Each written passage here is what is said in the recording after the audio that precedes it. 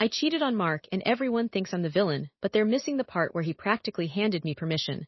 I didn't want permission. I wanted him to fight. Now my entire friend group has blocked me, I might lose the apartment, and my mother won't return my calls. But the worst part isn't the cheating, it's that Mark's calm reaction proved something about me I can't face. What I'm about to tell you reframes all of it. The real truth is I wasn't testing Mark's jealousy. I was testing something far more pathetic, and the results broke me in ways I still don't understand. I've always been the one who leaves first. That's my thing. In every relationship since college, I've kept one foot out the door, ready to bolt at the first sign of real commitment. My therapist called it avoidant attachment, I called it being smart. Mark knew this about me when we moved in together 2 years ago. He'd joke about it, how I treated the fire escape like an emergency exit from intimacy. I designed book covers for a living, which meant I spent my days packaging other people's stories while carefully avoiding my own plot twists. Mark worked in data analytics, which meant he saw patterns for a living. He'd notice things like how I always sat with my back to windows in restaurants, how I triple-checked my phone was locked when I went to the bathroom. "You're like a spy in your own life," he said once, and I laughed because it felt true. I told him real men don't get jealous, that possessiveness was just insecurity in disguise. He absorbed this information the way he absorbed everything, quietly, without reaction, making a mental spreadsheet of my quirks and demands. The first time I met Ryan was at a launch party for a novel I designed. He was the author's publicist, all sharp jawline and practiced charm. We talked about typography for 40 minutes, which in my world counts as foreplay. When he asked for my number for work purposes, I gave it to him. I told myself it was networking. I told myself Mark trusted me. I told myself a lot of things that night.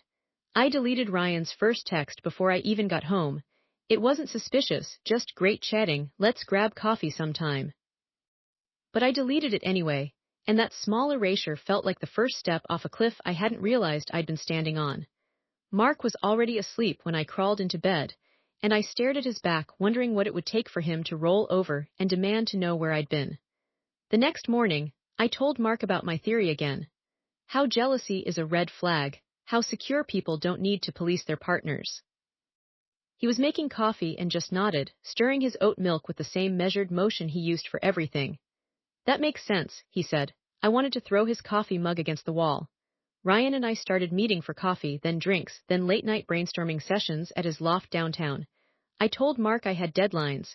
He never asked to see my designs. I told myself this was freedom, the kind of relationship I'd always claimed to want. Mark's silence felt like approval. His trust felt like indifference. I couldn't tell the difference anymore. At a bar in the village, 3 whiskeys deep, I explained my philosophy to Ryan, how I'd trained my boyfriend not to be possessive, how I needed space to be myself. Ryan listened with that publicist's smile, the one that made you feel heard while he calculated his next move. "He's a lucky guy," Ryan said, but his hand was on my thigh under the table. My best friend Jenna met us for brunch that weekend. She watched me check my phone 6 times in 30 minutes. "Everything okay with Mark?" she asked. I waved her off, said he was fine, he was always fine. Jenna's face did something I didn't like, a slight tightening around the eyes. She'd known me since we were 19 and wrecking our first dorm relationships. She saw the pattern before I did. The truth is, I left my phone unlocked on purpose 3 weeks into whatever I was doing with Ryan.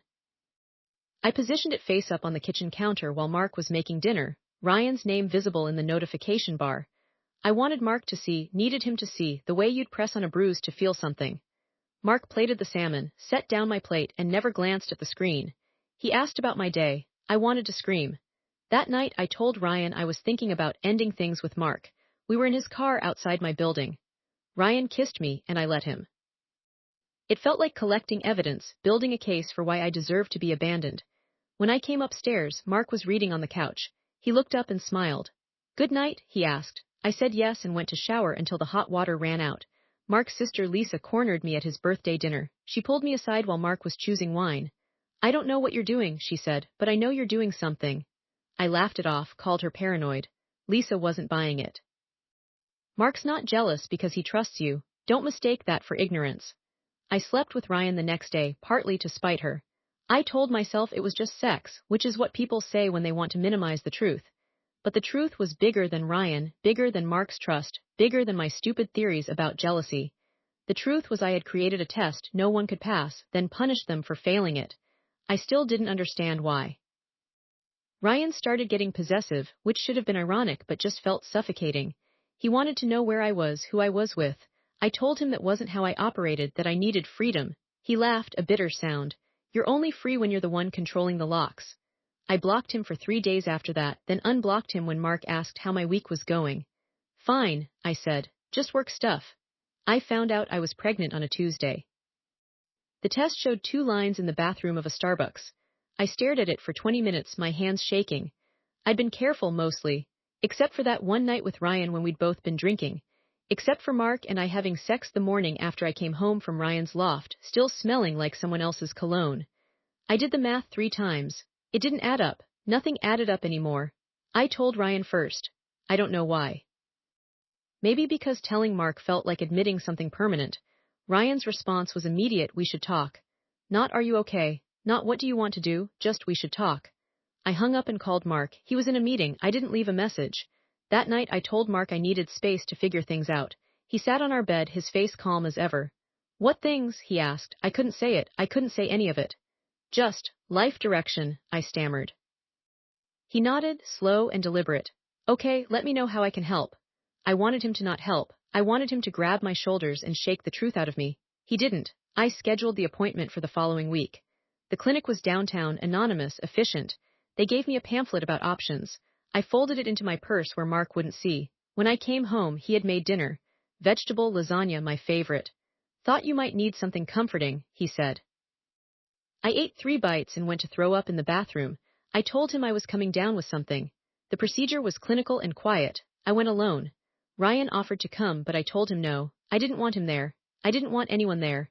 When it was over, I sat in the recovery room texting Mark about a fictional client meeting. He sent back a heart emoji. I stared at it until the nurse told me I could leave. I told myself I'd confess everything after.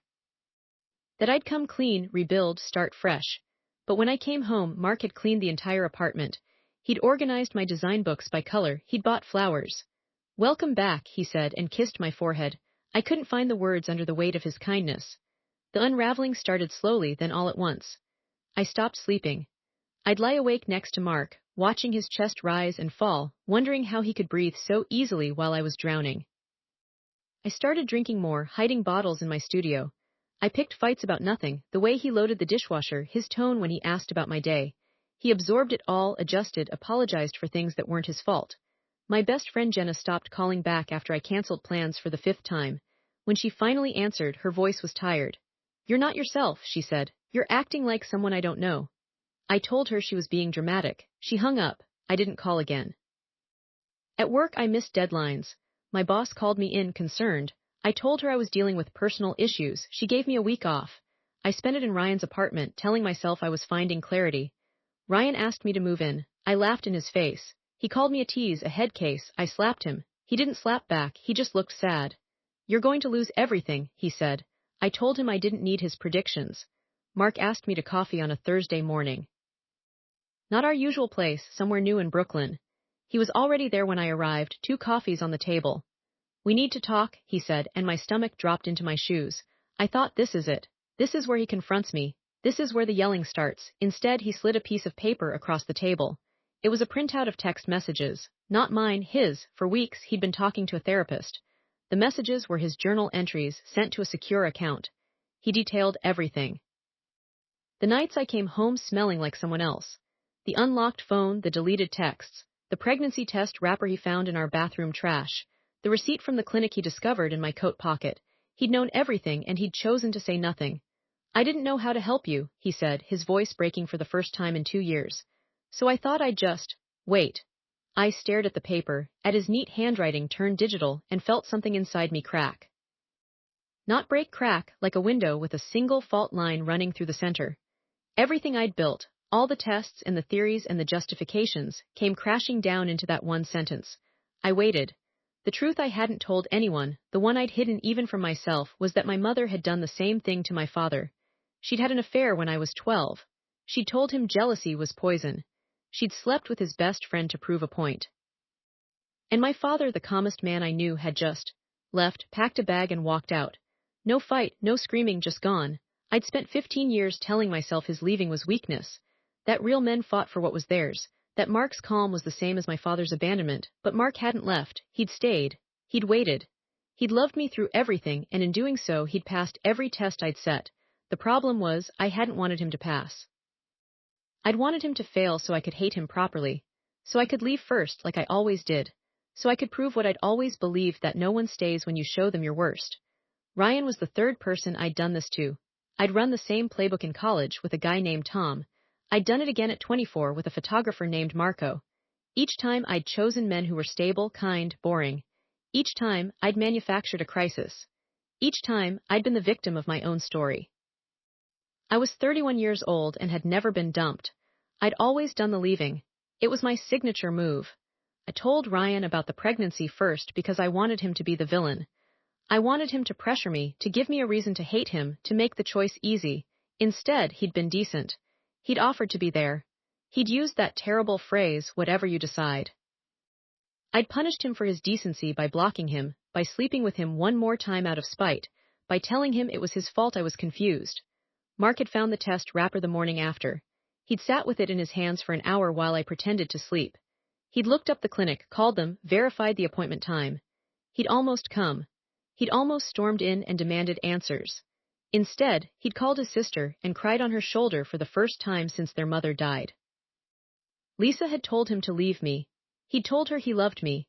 His therapist had suggested something radical, that my behavior wasn't about sex or even betrayal, that I was reenacting my mother's trauma, trying to get a different ending, that I was testing whether love could survive my attempt to destroy it, that I needed to fail to understand why I kept doing this.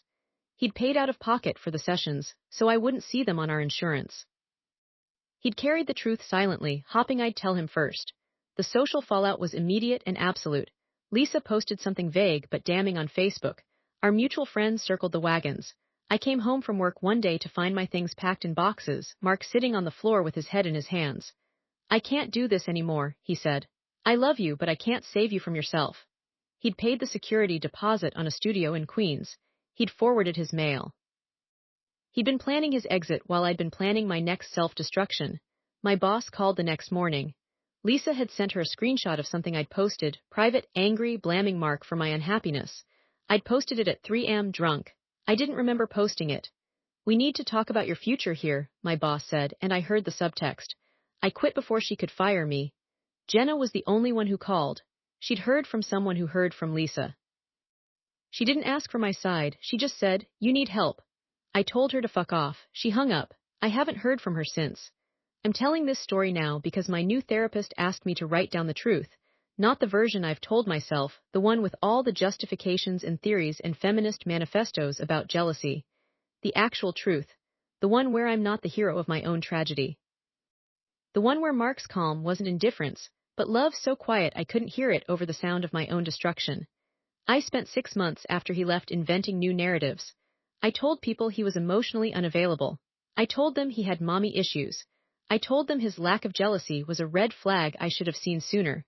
I posted inspirational quotes about walking away from men who don't value you. I got 30 likes. No comments.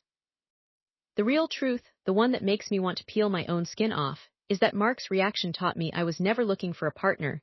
I was looking for a jailer. I wanted someone to lock me down, to demand my fidelity, to give me boundaries I was too chicken shit to set for myself. When he refused to play that role, I created chaos to force his hand. I wanted him to be the villain so I could be the victim. Instead, he was the only adult in the room. My mother called last week. She'd heard from Lisa's mother. She didn't ask for details, just said, "You're just like me." I hung up on her. Then I called back and screamed until my voice gave out. She listened. For the first time in my life, she just listened.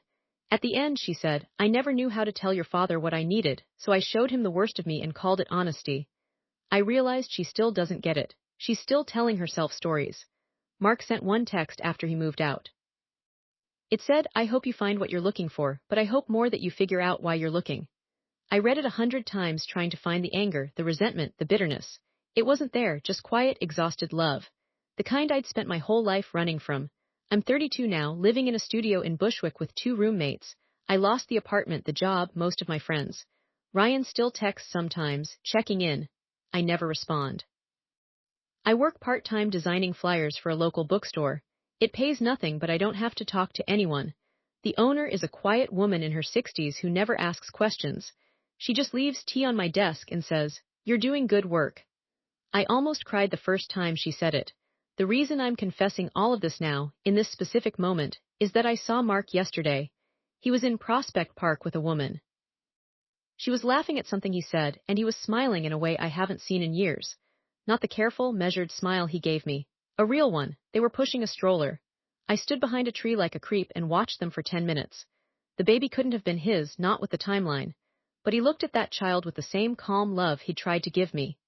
I realized, standing there with my heart in my shoes, that I'd spent 2 years trying to break a man who refused to break. And in the process, I'd broken myself. My theory about jealousy was never about men. It was about me and my desperate need to be wanted so badly that someone would finally lose their shit over me, to prove I mattered enough to fight for. Mark fought by staying calm, by trusting, by loving me even when I was unlovable. I called that weakness. I called that not being a real man. I was wrong about everything. The jealousy thing, the cheating, the tests. All of it was just armor for a scared 20-year-old girl who watched her father walk out and decided that leaving first was the only way to survive. Mark saw that girl and tried to tell her she could stay. I threw that back in his face and called it independence. So here's my confession, the real one: I didn't cheat because Mark wasn't enough. I cheated because I wasn't enough, and I needed someone to prove me right. Mark refused. That's why I'm confused. That's why I'm broken. That's why I'm alone. The last thing I'll say is this: I'm starting to understand that real love isn't dramatic. It's not fights and jealousy and passionate reconciliations. It's quiet, it's boring. It's choosing to stay when someone shows you their worst and trusting they'll come back from it. I didn't know how to accept that kind of love. I only knew how to earn the other kind. Mark gave me everything I claimed to want. I gave him nothing but ammunition for his therapist. And yet, he's the one who got the happy ending. I'm the one telling this story to strangers on the internet, still hoping someone will tell me I'm not as bad as I think I am. Still hoping I can rewrite this ending. Go ahead and judge me. I know what I am. I'm the woman who needed to destroy something beautiful to understand why it mattered. I'm the cautionary tale. I'm the reason someone else's therapist will say, "Don't be like her."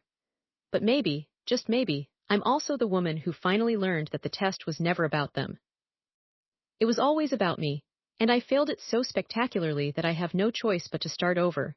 Mark, if you ever read this, I'm sorry. Not for cheating, you deserved better than my pathetic attempts at self-sabotage. I'm sorry I couldn't accept the love you offered. I'm sorry I called your trust weakness. I'm sorry I needed you to be a villain so badly that I almost made you one. The rest of you, I'm not asking for forgiveness. I don't deserve it. I'm just asking you to understand that sometimes the person who looks like the monster is actually just a scared kid with a sledgehammer smashing things, because it's the only way they know how to ask for help.